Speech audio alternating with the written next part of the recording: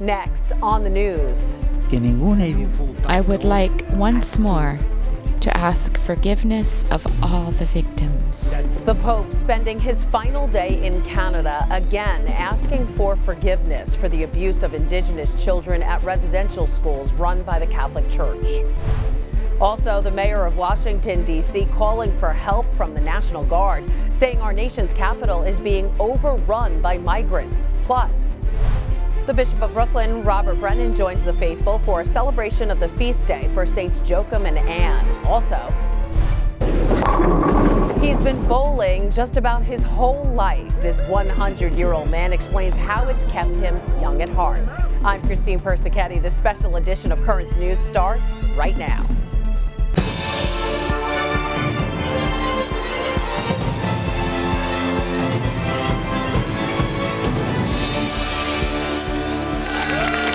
This is Pope Francis's final stop and the furthest north he's ever gone, a small city called Iqaluit in the Canadian Arctic. What's the reason he's in a city with a single traffic light and no rail links to the outside world? He wants to meet with more survivors. Remember, this trip was a mission to bring healing to the Indigenous people of Canada. And even as he flies home to the Vatican, Francis says the Indigenous people will remain in his heart forever. I am now returning home greatly enriched. I bear in my heart the incomparable treasure of all those individuals and peoples who have left a mark on me. Tears as the Holy Father described to 22 Indigenous delegations Friday just what his trip to Canada has meant to him. Pope Francis long called this a penitential pilgrimage, and on Monday he began the path of healing for Indigenous school survivors when he finally apologized on Canadian soil. I am here because the first step of my penitential pilgrimage among you is that of again asking forgiveness, of telling you once more that I am deeply sorry. On Tuesday, the Holy Father went to a Canadian site known for its miraculous healings, Lac St. Anne. The Holy Father blessed the lake following the Indigenous customs, making the sign of the cross in the direction of the 4 cardinal points. Then he blessed those lakeside. On Thursday, Pope Francis was greeted with cheers as he made his way to the National Shrine of St. Anne de Beaupré for Mass. Thousands converged on one of the oldest and most popular pilgrimage sites in North America to see the Pope. Those who couldn't get a seat inside watched on big screens outside as the Holy Father continued what he called a journey from failure to hope. Let us believe that Jesus draws near to us on our journey. Let us go out to him, to meet him. Let us allow his word to interpret the history we are making as individuals and as a community, and show us the way to healing and reconciliation. Now, as the Holy Father heads back to Rome, he holds in his heart the memories of a trip that he says will forever stay with him. I can truly say that while I came to be with you, it was your life and experiences, the Indigenous realities of these lands, that have touched my soul, remain with me, and will always be a part of me. To talk more about the events from the Pope's final days in Canada, we are joined by the editor of Crux, John Allen. Hi, John. Hey, Christine. So, John, during Vespers on Thursday night, Pope Francis apologized for the sexual abuse of children at residential schools for the very first time. Let's take a listen. I think in particular of the sexual abuse of minors and vulnerable people. Crimes that require firm action and an irreversible commitment. Together with you, I would like once more to ask forgiveness of all the victims. It was something he was criticized for during his first apology because he didn't specifically mention sexual abuse. So it's almost like he was listening to his critics. What do you think?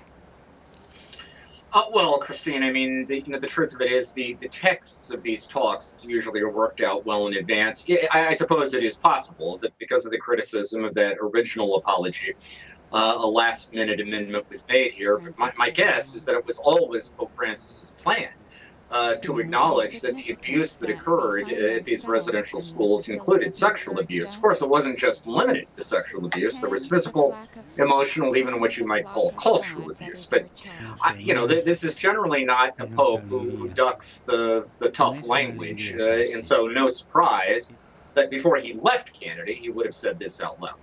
All right, and after leaving Quebec, Pope Francis went further north than he's ever been to a town called Iqaluit. But with only one parish in the town, only a handful of parishioners are Inuit leaders looking for an apology. So why did the Holy Father go there specifically? Well, Iqaluit is the capital of the Canadian territory of Nunavut. It is the only capital city in Canada where the population is majority Indigenous. It's got a population of about 7,500 people, and it's about 60% Indigenous, almost entirely Inuit. And as a result, it is a kind of symbol of the Indigenous presence in Canada. I think it was important to the Pope. I mean, this whole trip is about showing sensitivity, attempting to reach out and begin a journey of healing and reconciliation with the Indigenous population of the country. So do you think the Pope accomplished what he set out to do? Do you think he sparked that healing and reconciliation in the Indigenous people? Going forward, I think a lot of the answer to this question will depend on what happens now. I think these apologies have been historic, significant, and moving. But many Indigenous will be asking, okay, what action now follows from these apologies? Will the archives be opened up? Will reparations be paid? If all that happens, many of them are probably going to be inclined to say this was the beginning of the historical wheels turning. If it doesn't, many of them may look back at this as a lost opportunity, Christine. So it continues, and we'll have to wait and see. John Allen, editor of Crux, thanks so much for your insight this week. Of course. It's been more than a year since the news broke that unmarked graves of Indigenous children had been found at the grounds of a former residential school. But as it turns out, much more is still waiting to be discovered. It all began in May of 2021 when drones searching Canadian soil discovered so-called disturbances. Those are soil anomalies that could lead to the unmarked graves. But those findings were only part of a preliminary report of what the drones discovered. The soil still needs to be excavated, and until then, scientists do not know exactly what will be found at the site. After the Pope apologized to the Indigenous people on Monday, the chiefs and survivors gathered to talk about the Holy Father's efforts to heal, and they discussed how to move forward following their meetings with the pontiff. Kelsey Gussie reports. Chiefs and survivors of the Confederacy of Treaty 6 First Nations shared their responses to the Pope's historic apology. For some, it was a moment to reflect on those who did not survive, those friends and families who did not have the chance to tell their stories. It reminded the survivors, also known as thrivers, of their mission in making these stories known. I promised them that I would be their voice. I promised them that I would go out there and tell us the truth.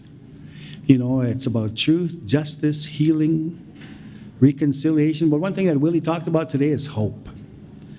We have to bring and encourage hope to our communities. But Pope Francis's apology does not mean forgetting the pain and sadness of the past. Words are not enough to end, as Chief Desmond Bull calls it, the intergenerational trauma these families endured. Instead of getting over it, I'm asking you to get with it. Get with learning about our history. Get with learning about our culture, our people, who we are. Get with reaching out to your neighboring Métis, Inuit, or First Nations person and learn more about them. You want to help with our healing? Get with part of our healing and be part of that journey. Though the path of understanding and healing will take years, Grand Chief George Arcan believes Pope Francis's trip to Canada is the Church's first step in making amends with the Indigenous people. After meeting with the Pope and hearing his words today, I believe there's a path forward together. There's a lot of work to be done. Today, I believe we begin a new journey. Today, I believe we now start to have to do the work necessary to make things better. And I sit by my fellow chiefs and survivors to build that new road, to create a better place for our people to live. That was Kelsey Gussie reporting. The Canadian government officially recognizes 3 Indigenous groups within the country, the First Nations people, Inuits, and Métis. And according to a 2016 census, more than 1.6 million people in the country identify as Indigenous. They are the fastest growing population in Canada, surging more than 42% between 2006 and 2016. The group is also the youngest population. About 44% of Indigenous in Canada were under the age of 25 in 2016. Indigenous culture has been the focus on every aspect of this trip, even down to that swirling blue logo you may have noticed on some of the papal images. It was created by a Winnipeg-based Métis graphic designer who has worked with Indigenous communities and organizations for years. Among some of the symbols he used, a dove representing the Holy Spirit and the Church, the keys of St. Peter to represent the Pope, symbols for the Métis and Inuit culture, as well as various nature elements. All of it comes together in a circle, showing all are equal and visible. Our People coverage of the Pope's trip to Canada will continue on Monday. Crux's Rome Bureau Chief Inez San Martin will join us to talk about what the Pope said on the plane home and to answer any lingering questions after the trip. That's Monday on Currents News. And be sure to stay with Currents News and the tablet online for continuing coverage of the Papal trip to Canada and his return to the Vatican. Washington, D.C.'s mayor says the nation's capital has been overrun by migrants, and she's calling on the National Guard for help. Writing to the Secretary of Defense the other week, Mayor Muriel Bowser asked to use the D.C. Armory as a processing center, and she called on the D.C. National Guard to help field migrants as they arrive by bus. It comes as the number of migrants bused to the nation's capital from the southern border tops 4,000.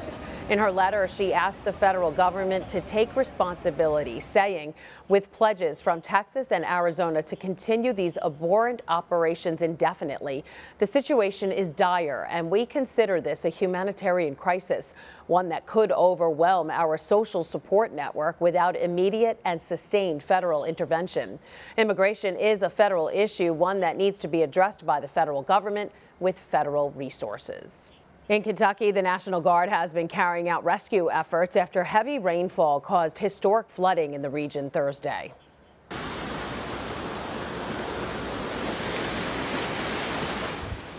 On Friday, the state's governor said at least 16 people have died as a result. That number is only expected to go higher as rescuers scramble to get to hard-to-reach areas. Heavy rains also drenched Missouri on Tuesday. Several churches in the Archdiocese of St. Louis were damaged. Among the hardest hit was the old St. Ferdinand Shrine in Florissant. There was about 3 feet of water in the convent, shrine, and rectory buildings. The shrine is one of the oldest settlements in Missouri, where St. Rose Philippine Duchesne lived back in the mid-1800s. You can help repair the historic church. The Friends of Old St. Ferdinand Shrine, a nonprofit dedicated to preserving and protecting the building, is now accepting donations. Just head on over to GoFundMe.com and search July 2022 Old STF Shrine Flood and click Donate Now. A federal judge dismissed a lawsuit by a former Covington Catholic high school student against multiple media outlets. The Kentucky judge sided with the New York Times, CBS, ABC, Gannett, and Rolling Stone magazine. Nicholas Sandman sued the media outlets for quoting what he claims were defamatory statements from Native American activist Nathan Phillips. In his ruling, the judge said there's no proof the statements were defamatory. There's a lot more news headed your way. Bishop Brennan celebrated several joyous occasions around the diocese this week, including a personal milestone anniversary in his service to the Lord. More than a month after Roe v. Wade was overturned, new information is coming out about how the decision was made, plus insider information on what it's been like between the justices since. And a set of strikes for a newly 100-year-old senior, how he spent his birthday playing his lifelong favorite sport.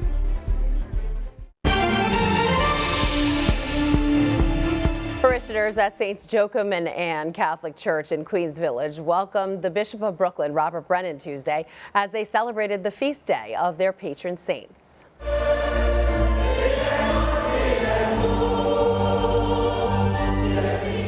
Honoring the grandparents of Jesus with songs, prayers, and worship, parishioners marked the feast of Saints Joachim and Anne with a multicultural mass in Latin, English, Creole, and Spanish.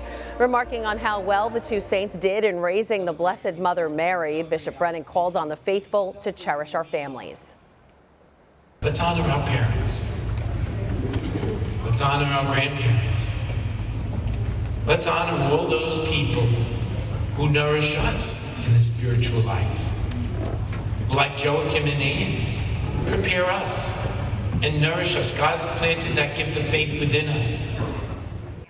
Following the Mass, parishioners processed the statues of Saints Joachim and Anne through the neighborhood, and the night ended with a final blessing. The feast has been a part of the life at the parish since it was founded in 1896. On Monday, Bishop Brennan celebrated a milestone day in his service to God's people. The shepherd of the Brooklyn Diocese remembered his 10th anniversary since he became a bishop, with parishioners at the Cathedral Basilica of St. James who were also marking a milestone themselves. On that same day, 200 years ago, the cornerstone of St. James was laid down. In celebration of Bishop Brennan's 10 years, we're learning more about how he became a bishop. But you'll have to pick up this week's tablet to read about it. So be sure to go to your local church and pick up the paper. You can get future editions sent right to your mailbox by subscribing online at thetablet.org. The Federal Reserve has raised interest rates again by another 0.75 percentage point. The U.S. Central Bank made the announcement following its July meeting on Wednesday.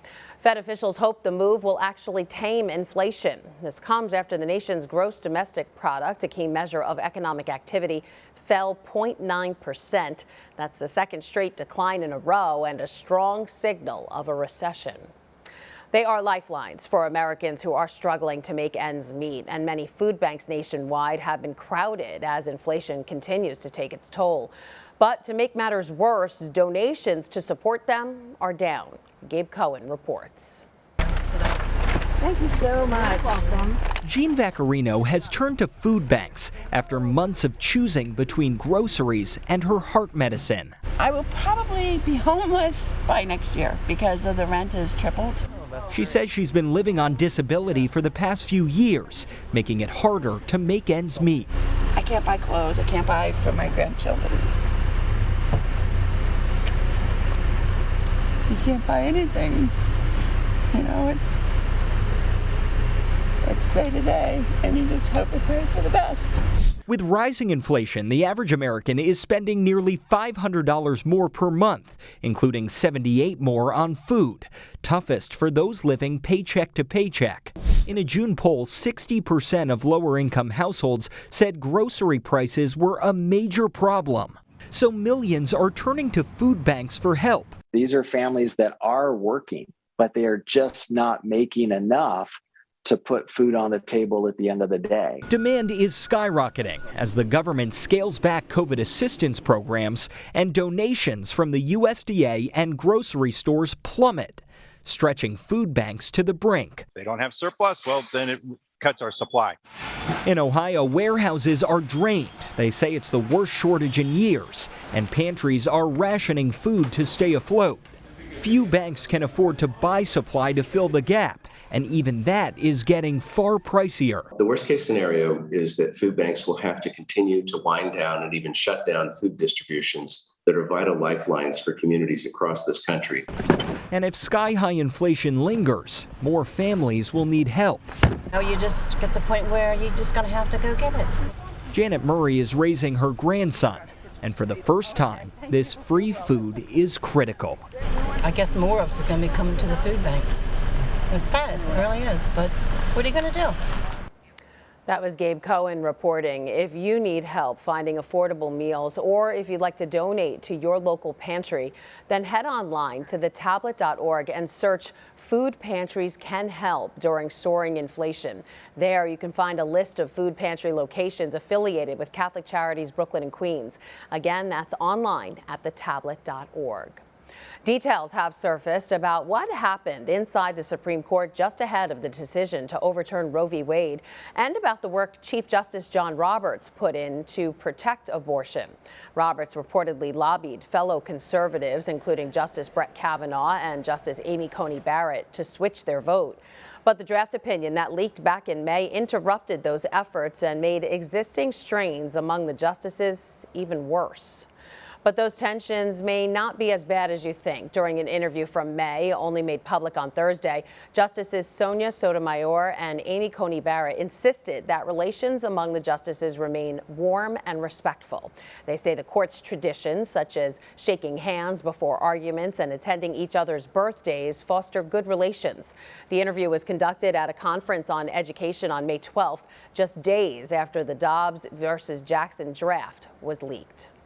Still to come on Currents News, he's a late baseball legend from Brooklyn, and now he's finally getting an honor that's been a long time coming.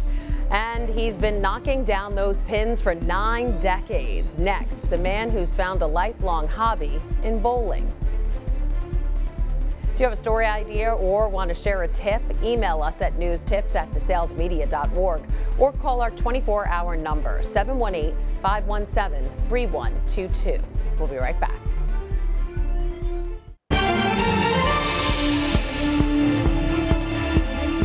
It was a long overdue honor. The late, great ball player Gil Hodges has finally been inducted into the Baseball Hall of Fame. Hundreds gathered in Cooperstown, New York on July 24th to welcome the Brooklyn legend into the hall. Hodges, who played for the Dodgers when they were in both Brooklyn and Los Angeles, was also a faithful parishioner at Our Lady Help of Christians in Midwood. The church dedicated its statue of St. Joseph in his honor. It was 90 years ago when an Iowa man found the hobby that he's loved for a lifetime. Now, he just celebrated his 100th birthday, and he's still rolling strong. Scott Saville has more on the man who always has been a big fan of bowling. Harry Burkus of Cedar Rapids celebrated his 100th birthday recently with strike after strike after strike. If you hear me talking to my ball, if it doesn't do good, why, try to encourage the ball to do better. Harry has been bowling for 90 years. He started when he was just 10 years old. There is a warmth with bowling that you don't find in other sports, like you do here. This is my home away from home, basically. Burkus isn't kidding. He says May City Bowl is his home away from home. He bowls in a summer league, and then it really gets busy. We get into the fall and winter months, then it's Monday, Wednesday, and Friday, and I'm here every day. The day I shot Harry, he was on fire with 3 strikes in a row and 4 in the game on his way to a 154. But I've never been what you'd call a high-scoring bowler. I do it for the exercise, for the people. It's become part of me. And Harry is a true inspiration to all his bowling partners in the senior league. I told him, if I live to be that long and I'm in the shape he's in, I'll be great. As if he can do it at 100, I sure can be able to do it at my age. So how do you live to be 100, Harry? I've never drank alcohol. I've never smoked. I've tried them all, yes, but I mean, I one time was enough for all of it. Burkus is still competitive on the lanes, and he's not about to give it up anytime soon. As long as I'm able to stand up and throw the ball, if nothing else, I'll be like the little kids get up there and just throw it that way. As long as I can get the ball down and at least hit the pins. I want to bowl right up to the time that the Undertaker comes for me. That was Scott Saville reporting. Harry probably won't need it, but we wish him lots of luck the next time he heads out to the bowling alley. And that's it for this special edition of Currents News. I'm Christine Persichetti. Thank you for joining us, because we are putting your faith in the news. Hope to see you again next time.